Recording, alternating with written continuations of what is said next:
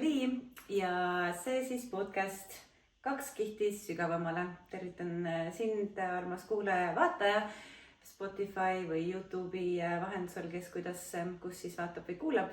Tore, et oled leidnud taas kord teie siia. Ja tänane saade tuleb selles mõttes hästi huvitav, et räägime väga põnevatel teemadel. Räägime teemadel, ettevõtluse teemadel, ettevõtte hinge teemadel, vaimu teemadel. Ja tõenäoliselt tuleb sealt veel nii mitu kihti, sellepärast et kui minna 2 kihti sügavamale, siis avaneb minu meelest hoopis teine maailm. Ja ei ole paremat inimest minu meelest selle nurga alt ettevõtluse, ettevõtlikkuse ja ettevõtte kui energiakeha tasandil rääkijat, kui on minu armas sõbranna ja ka äripartner ja ka mentor, ma ütleks isegi, Kersti Kiive. Tere tulemast saatesse, Kersti! Tere! Sina oled siis ettevõtja, kes on üle 10 aasta olnud, isegi kauem on ju, kauem olnud ettevõtluses,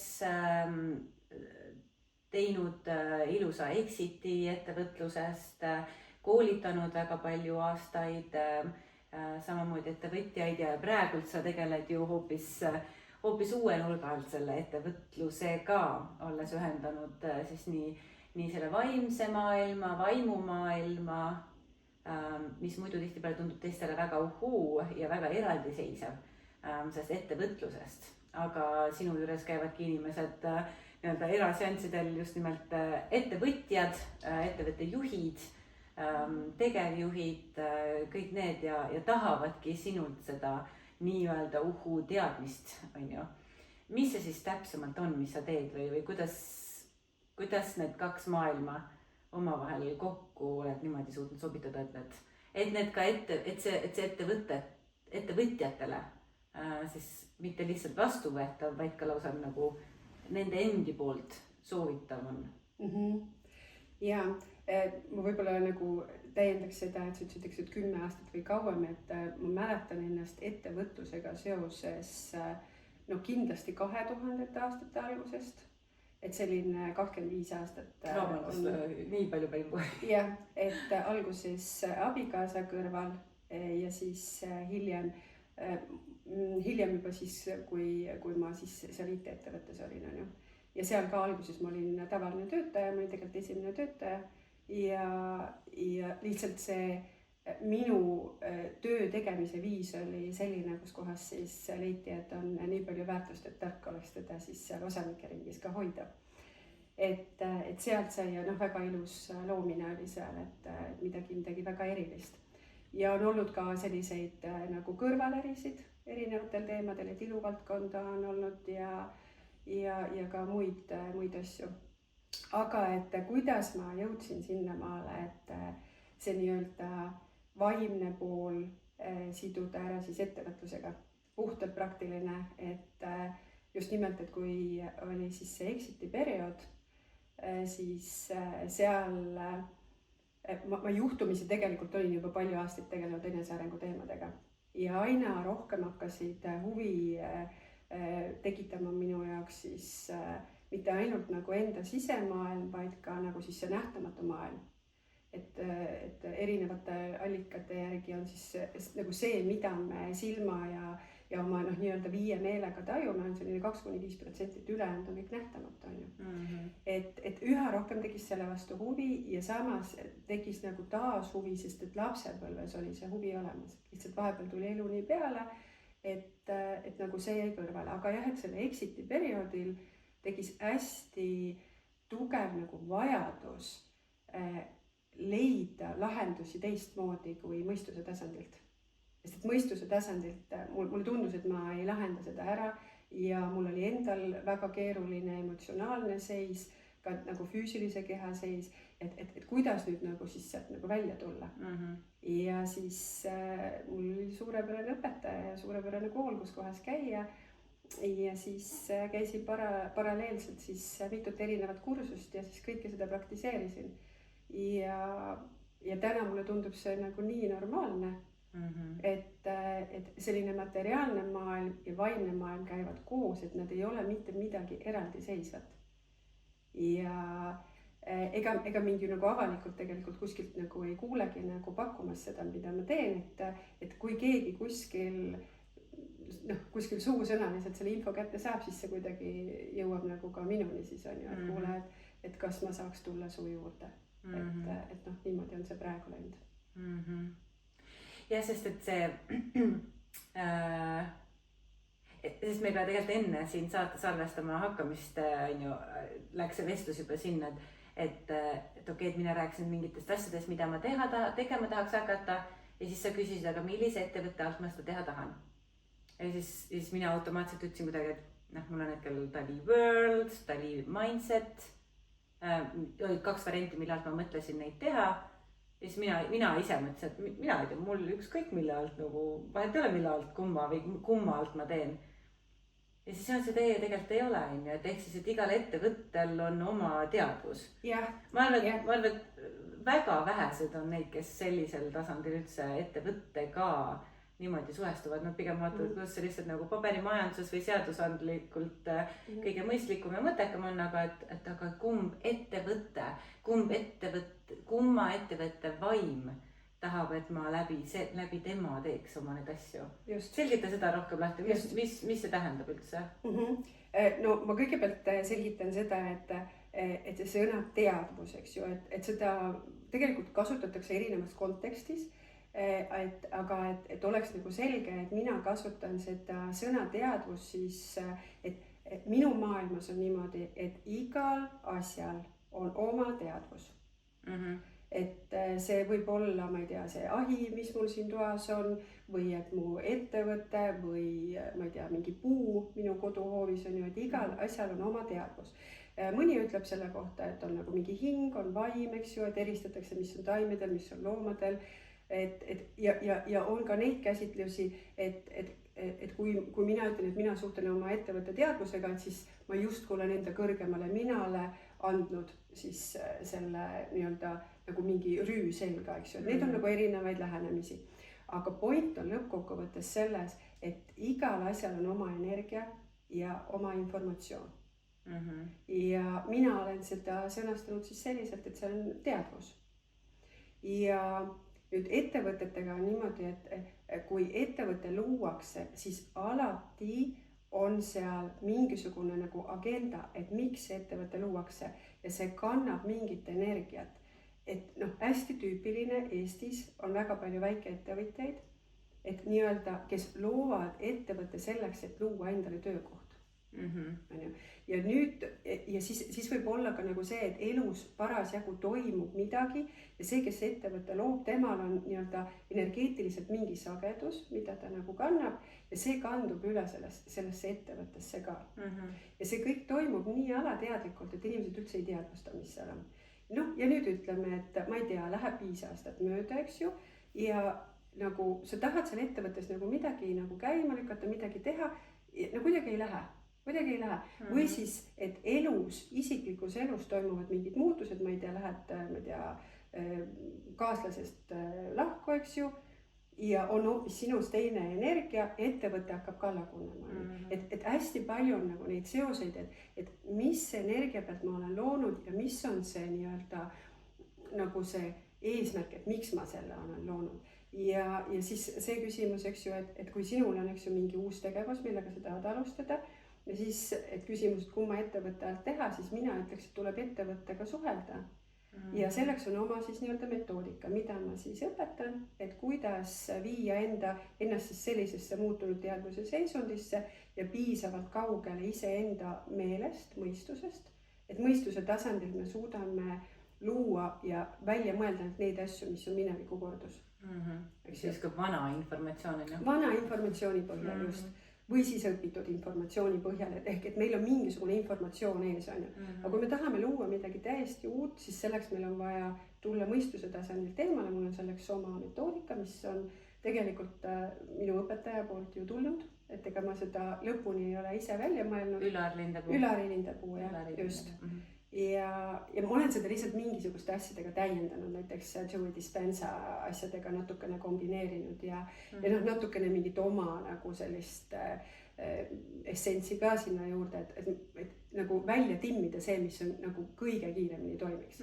Et nagu päriselt me saaksime töötoas kiiresti või siis üks-ühele seanssidel kiiresti sellesse seisundisse, et me saame hakata siis suhtlema mitte mõistuse tasandilt, vaid siis juba nagu laiemalt siis oma ettevõtte teadvusega ja siis ettevõte ütleb sulle, et sa lõid mind kunagi selleks ja siis ta räägib sulle, ma kannan sellist energiat ja siis saab hakata seal nagu nii-öelda partneriga suhtlema, et saab sealt informatsiooni. Et me saame endale sellest et me saame selle, et kui me loome selle ühenduse teadlikult ettevõtte teadvusega, siis me saame hakata temaga suhtlema, ja siis ongi, et me saame luua sellest endale partneri, mitte selle, et ma pean ise kõike välja mõtlema ja kõike enda õlul või mõistuses kandma. Ja, et noh, ma ei tea, hea näide tegelikult, et ma täna hommikul istusin siin samas diivani peal, istusin selline mingi pool tundi, et mida teha siis ühel retriidil. Ja et seal, eks ju, on nagu mingi teatud ajavahemik meil, teatud päevade arv, et mis seal nagu teha, et ettevõtluse võtmest, et missuguseid teemasid käsitleda ja milliseid harjutusi teha ja nii edasi, et mis see väärtus võiks olla nagu, et mis sealt tuleb, eks ju. Ja siis ma olin siin käinud tegelikult nädal aega mingi ringi, et noh, et ma mõtlen selle välja. See oli, et ei, see ei tule niimoodi. Istusin täna pool tundi ja mul on asjad kirjas. Ja mida ma tegin? Ma võtsin ühendust ettevõtte teadvusega, kes teeb neid retriite ja siis selle retriidi projektiga ja siis esitasin oma küsimused ja mulle öeldi, et näed, et tee seda, tee seda, tee seda. Ja siis ma ütlen, okei, hea küll, olgu, et ma teen nii. Et väga palju kergem on. Väga palju kergem on ka asju teha.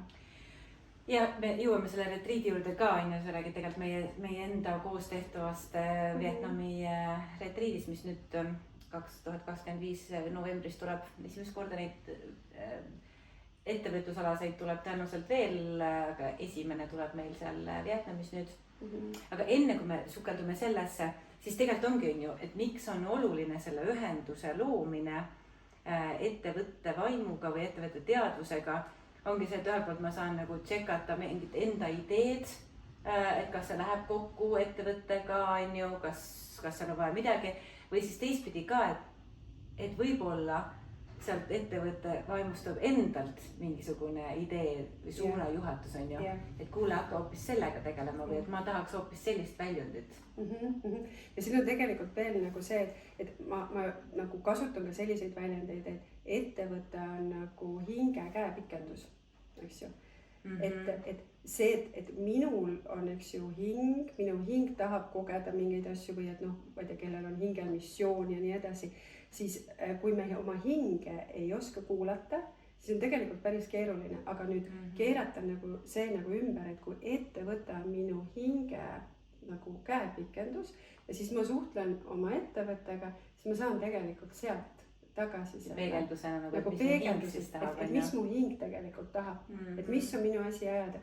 Ja tegelikult ei ole see ka nagu niimoodi, et ta nagu ütleb ainult seda, et kuule, et näed, et siit minnes on kõik nagu imeline ja tore, vaid ta näitab ka selliseid asju, et sul on vaja endaga tegeleda mingi teemaga.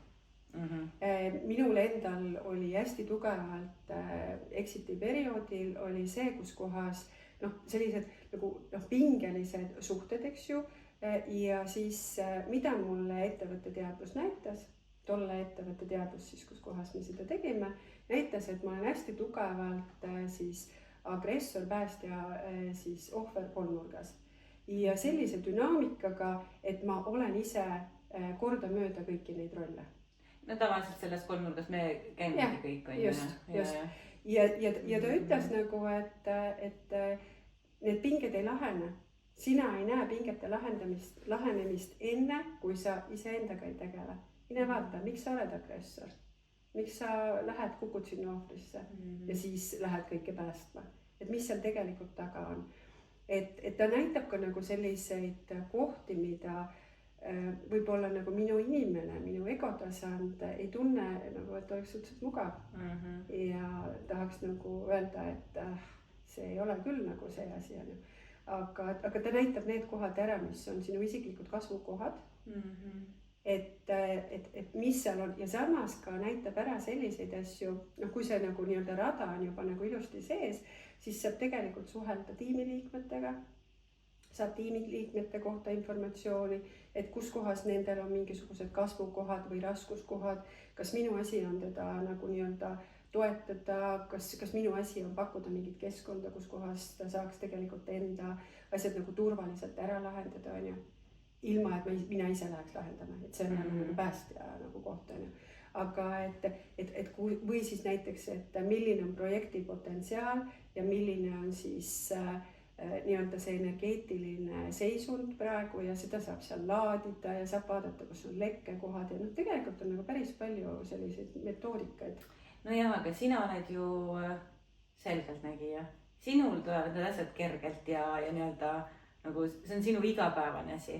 Aga kas nüüd ütleme siin kuulajad, vaatajad või siis ka näiteks, kes meile retriidile sinna Vietnami tulevad, nii-öelda tavalised inimesed. No kas me siis saame ka, või tavaline inimene saab samamoodi 1, 2, 3 ja ongi siis ettevõtte ühendusega kontakt loodud ja sõnumid voolavad sisse nagu vihma õues praegu kallab ja ehk et nagu kas see tõesti on nii kerge või seal, et see tundub sulle nii kerge või siis see tegelikult on ka kõigile kättesaadav see informatsioon? Et no sellist asja ei saa jah öelda, et kõigile on kättesaadav. Aga see, mis puudutab nagu seda selgelt nägemist, on vahet ei ole, kas see tuleb selgelt teadmise, tajumise, tõesti päriselt nägemise, kuulmise, mis iganes moel on ju, et see on nüüd küll kõigil. Aga lihtsalt me ei tea, et seda saab kasutada või siis me ei tea, et see on või siis me ei suuda ennast viia sellesse seisundisse, kus kohas me oleksime võimelised informatsiooni vastu võtma. Et tegelikult see võime on nüüd küll kõigil olemas. Aga see, et mis puudutab nüüd nagu üks-ühele tööd tehes ja töötubades, et on niimoodi, et me läheme muutunud teadvuse seisundisse. Ja see, mida me seal... Sinna suudavad kõik minna õige juhatuse kaudu, mida sa siis teed. Jah, sinna tegelikult suudavad kõik minna, sinna muutunud teadvuse seisundisse. Mõnel jääb nüüd mõistus suhteliselt aktiivseks ikkagi, sõltumata sellest, et meil suures plaanis oleks vaja jõuda vähemalt alfa nii-öelda sagedusele oma ajulainetega ja see, mida ma siis õpetan, on see, et kuidas viia kogu oma füüsiline keha alfa sagedusele, tegelikult siis ka juba nagu muutub ka nagu see energiaväli mu ümber on ju ajulained seal hulgas. Nüüd osadel jäävad ajulained ikkagi nagu suhteliselt aktiivseks ja nad ei suuda nagu lõdvestuda sellesse on ju. Aga enamused siiski saavad sellega hakkama ja siis nii-öelda on ette teada see teekond, et kuidas me läheme enda mõistusest kaugemale, et ma ei ole nii seotud enda inimesega, aga ma seda ei hakka pikalt seletama, et mis see metoodika siin on ju, aga et siis selles seisundis seal juba me saame suhelda neutraalselt, et me oleme ise endast piisavalt kaugel ja mõistus on veel nii palju aktiivne, et ma tegelikult saan nii-öelda küsimusi küsida, ma saan aru, et mulle näidatakse mingit informatsiooni, ma saan paluda seda informatsiooni siis ka nagu tõlgendada või täiendada seal ja nii edasi on ju. Et seda tegelikult, ma tahaks öelda, et selline 95% saavad hakkama. Ja siis see kogemus, mis mul veel on, et ütleme, et meil on näiteks 20 inimest ringis ja ütleme endast näiteks 3 ei saa ühtegi sõnumit on ju. Aga huvitav on ka see, et nad ei suuda ka välja mõelda ühtegi sõnumit, sest et ruumi sagedus ja nende enda sagedus on selline, et aju nii aktiivne ka ei ole, et ta hakkaks välja mõtlema. Et see on nagu mingi selline, et nad nagu päris lõpuni ei lähe, aga nad jäävad nagu kuskile sinna vahepeale. Ja see on see koht, et mõistlik oleks mediteerida, mõistlik oleks ajutada, et saaks suhelda selle 95% nähtamatu osaga või mingi jupigagi sealt. Jah, sest et kui olles ise samamoodi väga suur Dispenza fänn ja ka kvantfüüsika fänn, siis ongi, et kui me oleme tavaelus kogu aeg seal beeta tasandil on ju, ja seal beetas on ju ka 3 taset, et kõrgem, keskmine ja nagu rahulik beeta, et võib-olla see ongi see, et nad jõuavad sinna rahulikku madalamasse beetasse, aga nad veel päris alfasse ei lähe, on ju. Aga samas seal beetas, isegi kui ta on rahulik, siis see ühendus selle kõikse väljaga või kõikide võimaluste väljaga ei avane veel, et see avaneb seal alfas ja see on see, miks meil tulevad need taipamised, uued ideed, ahaa-momendid, mingid täiesti ootamatud lahendused asjadele, et lihtsalt selle alfa sageduses me avaneme sellele universumi justkui laekale, kus siis saavad need vastused meile tulema hakata või see info saab alla laadida sõna otseses mõttes, on ju.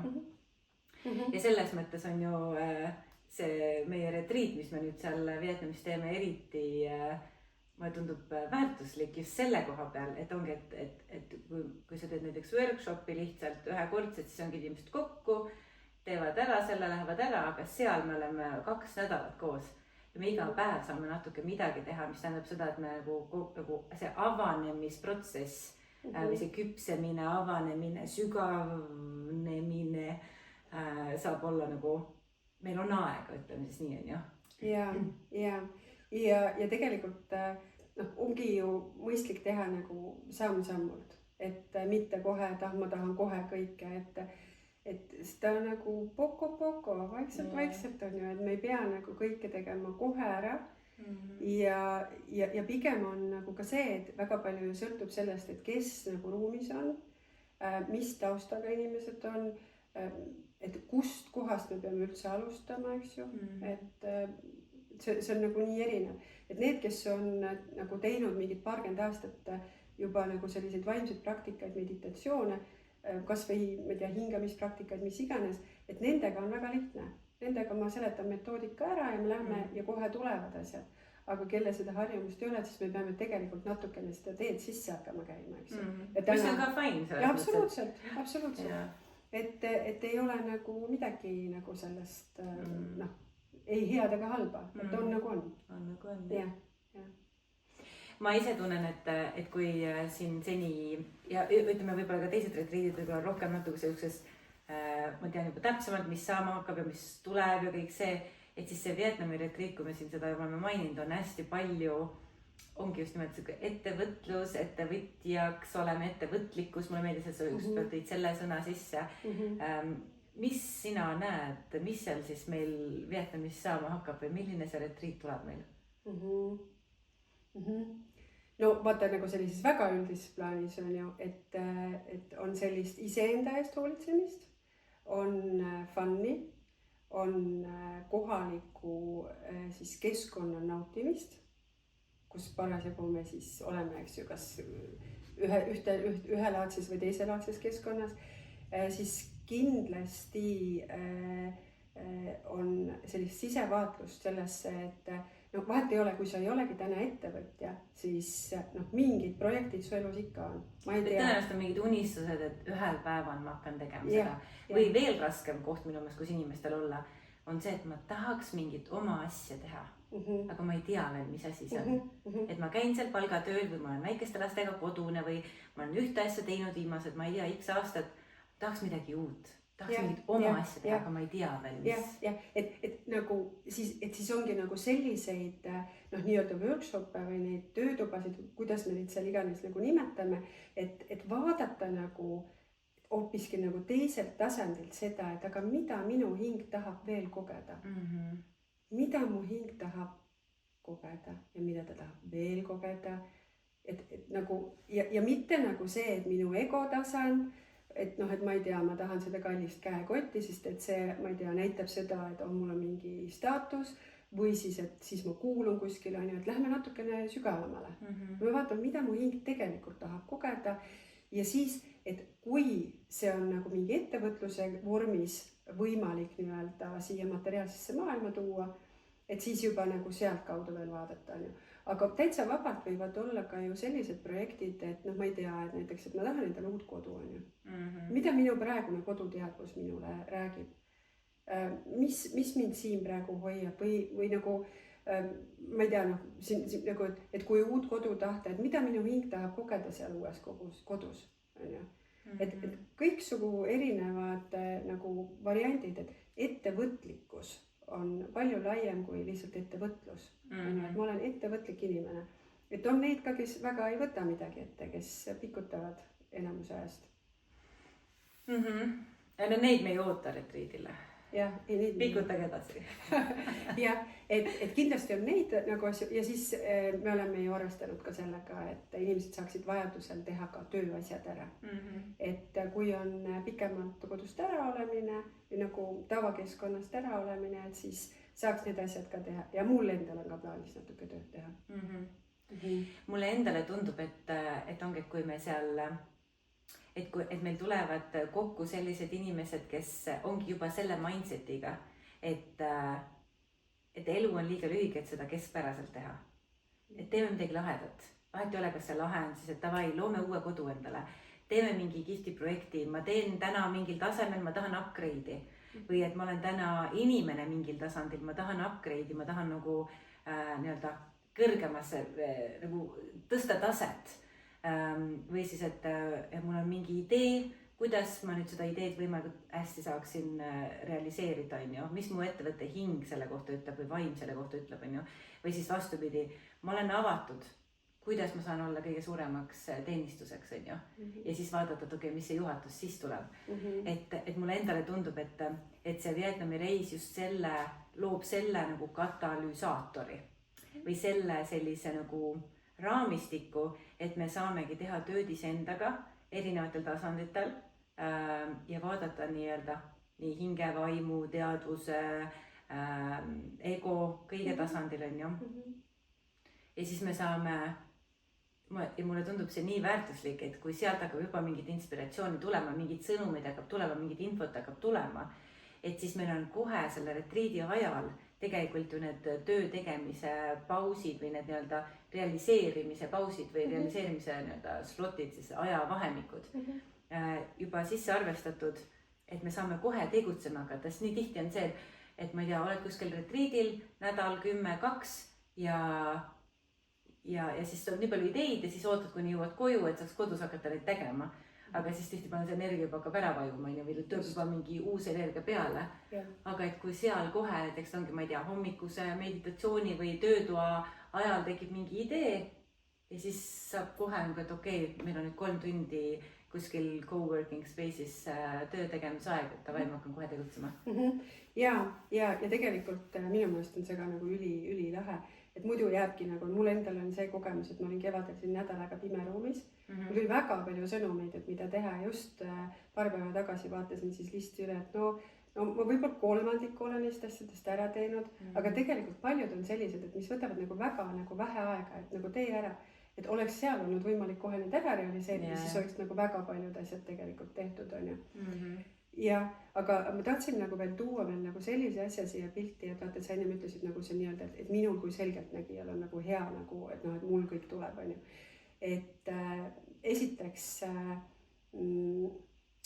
see nagu, mida ma näen, et inimesed tulevad minu juurde, tahavad, et mina ütlen neile, eks ju. Ja nad tegelikult annavad vastutuse nagu ära. Kõik need metoodikad on võimalik ise endal selgeks teha ja saada vastused ise kätte. Et minul endal on vastutus ja mul on tööriist, millega ma saan küsida, millal iganes oma asjad üle, on ju. Ja loomulikult sa võid nagu veel omakorda kellegagi rääkida, aga see põhiasi tuleb sinult endalt, sinu enda seest. Et see on nagu üks selline asi, et ma viimasel ajal väga ei tee seda, et ma räägin inimestele, mida mina näen. Välja arvatud mõned erandid, on ju, aga ma tean, et nende erandite puhul on see, et nad vastutavad ise oma asjade eest. Et mitte nii, et tule ja ütle ja tee korda ja nii edasi. Et see on nagu üks asi ja issandada, mis see teine asi oli, mis ma tahtsin siia tuua. Okei, praegu ei tule, äkki tuleb mõne pärast meelde. Ma sellele punktile lisaksin siia veel, et see on jälle nagu eriti hea, et vaata, et kui inimesed näiteks saavad ühe korra seda sinu meetodit läbi proovida, siis võibki olla see, et nad saavad selle kogemuse, aga võib-olla see meetod kohe ei kinnistu, on ju. Aga kui me oleme nüüd seal Vietnamis, teeme seda mitme nädala jooksul tõenäoliselt nagu korduvalt, on ju, erinevate nurkade alt, erinevate teemadega, saame neid veel lahti arutada, selgitada, teha, siis see meetod kinnistub ja siis tekib see koht, et inimene õpib iseendaga suhtlema sellisel tasandil, et ta saab ise endale neid vastuseid anda. Ja mitte ainult niimoodi, et ongi, et ta on juhendatud ja hoitud ruumis, vaid et see oskus ja iseseisvus tekib see oskus iseseisvus neid vastuseid küsida ja siis ka küsimusi küsida, vastuseid siis saada või vastu võtta ka ise kodus olles. Sest et kui me tahame oma elu elada, kui me tahame oma ettevõttes kasvada, uusi ideid praktikasse panna, ära luua, järgmisele tasemele liikuda, siis tõenäoliselt meil neid küsimusi tekib kogu aeg. Me ei saa iga kord sinu juurde joosta, vaid tegelikult ongi, ei ole vaja seda kala anda, vaid see õng anda ja see ongi see, mida sa tegelikult seal teed, on ju. Just. Ja mulle tundub, et ka see, et ma täna olen valmis sellest nagu ikkagi juba nagu üsna avalikult nagu rääkima, on sellega seotud, et mulle on, ma olen nagu sündinud õpetaja, et ma haridus on ka pedagoogi haridus on ju, ja mul ongi kogu aeg selline tunne, et minu asi on infot edasi anda, mingi keeruline süsteem endale selgeks teha ja see niimoodi edasi anda, et inimesed saavad sellega päriselt midagi praktilist ära teha. Ja nüüd, eks ju, et kui ma varem tegin lihtsalt üks-ühele kohtumisi, siis tegelikult on mitte kuskil seda võimalik nagu teada, ainult kui keegi sosistas kuskil. Siis täna, kui ma juba räägin sellest õngest, siis ma olen valmis sellest ka avalikult nagu rääkima. Ja siin ma lihtsalt näen seda, et see on nagu minu endaga joonduses ja ma näen, et ma ei tee sellega kellelegi nii-öelda nagu halba, sest et kui ma ütlen lihtsalt asjad ette, siis seal on nii palju ohukohti. Aga kui ma nagu räägin, et lähme vaatame, ma saan alguses juures olla, me saame vaadata koos, ma saan aidata tõlgendada, ma saan lugeda inimese energiat, on ju, et mis seal siis on ju. Et kas selle saadud sõnumiga tuleb kaasa mingi hirm, mingi asi käivitub või on siis see just selline, et sa näed, et okei, ta läheb selle peale särama, et see on see õige asi, et ei tea, kas ta ise veel aru saab. Aga no vaatame, ma jälgin teda siin, eks ju. Et saab olla hoopis teisel tasandil olemas, ei pea olema see, kes ütleb vastused ette, et kas punane või sinine, siis ütled ette, et kumma võtad. Et las valib ise. Ja seal Vietnami reisil lisaks sellele, et ongi kõik see, mis sinu sees tuleb, läbi tuleb, sinu need õnged ja õpetused on ju, siis minu poolt tuleb sinna Vietnami reisile minu õpetused ja minu kogemused ja minu need õnged nii-öelda stressi juhtimisest, närvisüsteemi maandamisest, sellisest rahuloomest, et kuidas seda seisundit, et üks on see, et kas me oleme avatud, kas me saame, kas meil on see ühendus on ju, aga et kuidas seda inimese tasandis seisundit, kuidas seda närvisüsteemi niimoodi reguleerida, et me oleksime rahus, et me oleksime kerguses, et me üldse oleksime võimelised ka igapäeva elus seda seisundit looma. Sest olles ise läbi tulnud päris turbulentsest ajast siin viimast aast, issand, nii head ma ellu jäin. Issand, kui head ma ellu jäin.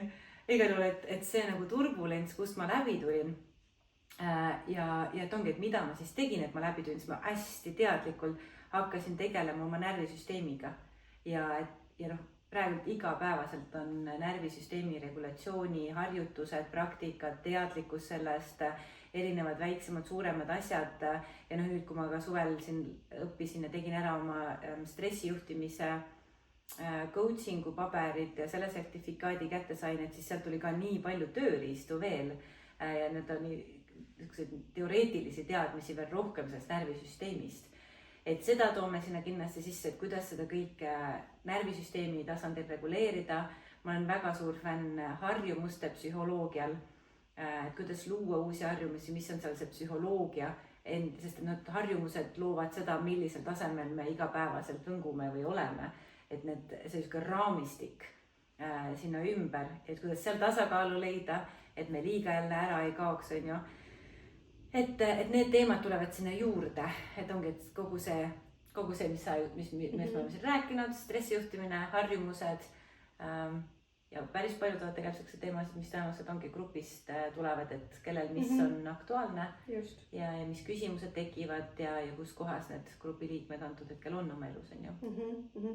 Et ma tahaksin seda sageduse asja veel täiendada, et see ka tegelikult oli, et kui ma täna hommikul siin istusin ja nii-öelda vaatasin, et okei, et mis seal Vietnamis nagu tahab sündida, et kindlasti on energiad ja sagedused. Et kui ma ennem ütlesin, eks ju, et ettevõte on justkui minu hinge käepikendus või nagu see materiaalne asi, kus ma saan teostada siis seda hinge mingit väljendust, eks ju, siis ja ettevõte on nagu see ruum, kus ma seda nagu teen, piltlikult öeldes, siis mina kui ettevõtja olen see, kes täidab selle ruumi ja millega iseenda sagedusega. Ja see on see, mida minu meelest on üks selline hästi äge ütlus, eks ju, mida kõik teavad, et kala hakkab mädanema peast.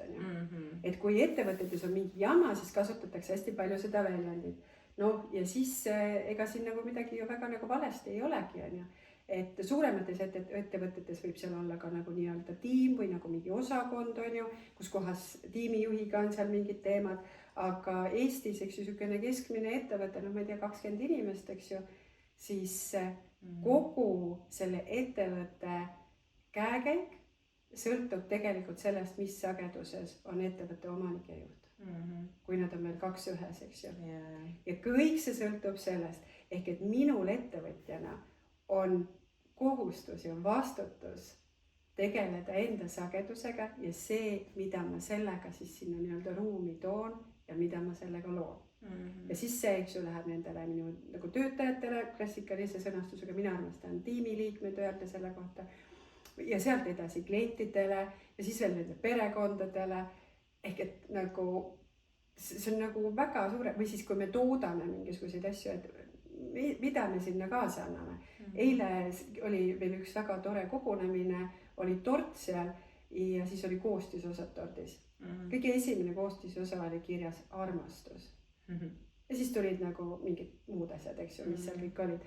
Et samamoodi on ka mingite toodete ja teenustega, et mis koostis siit tuleb.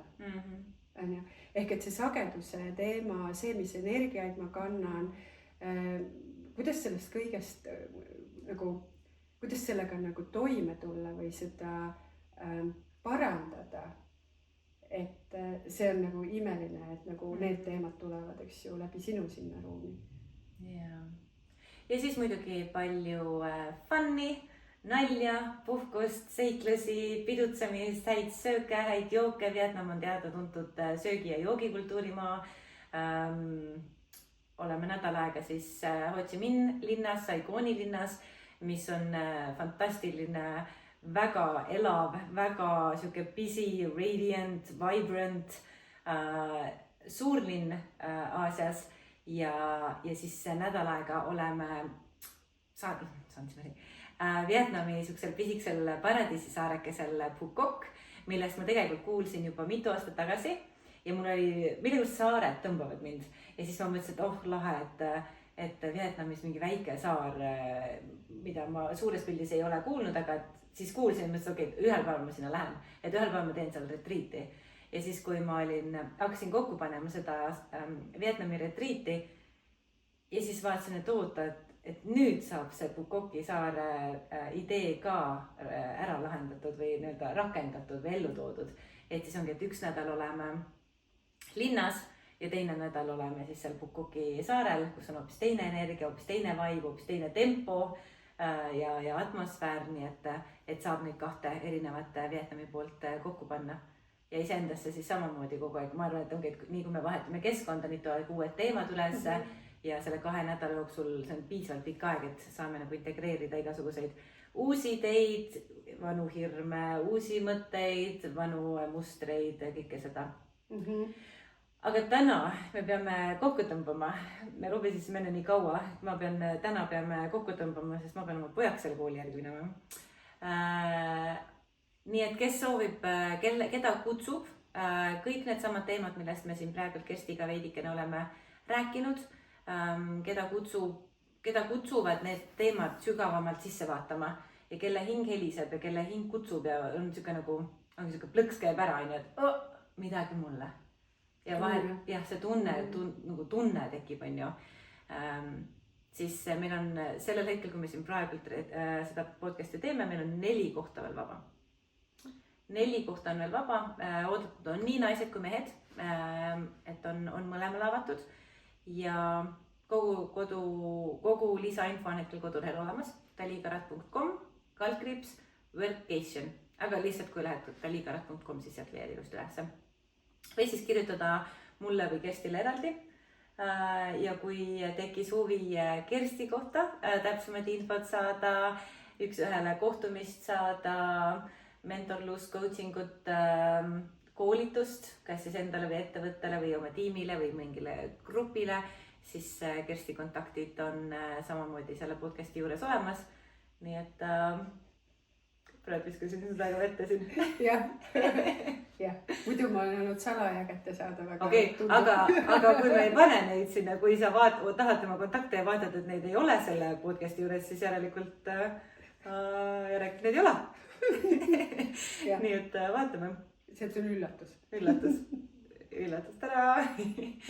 Ja, igal juhul aitäh, Kersti, et sa usaldasid ja et me siin selle saate tegime. Ma arvan, et see on, ma tunnen, et see on nagu esimene saade. See oligi nagu hea sissejuhatus, et varsti tõenäoliselt teeme mingid saateid veel, ma tundub.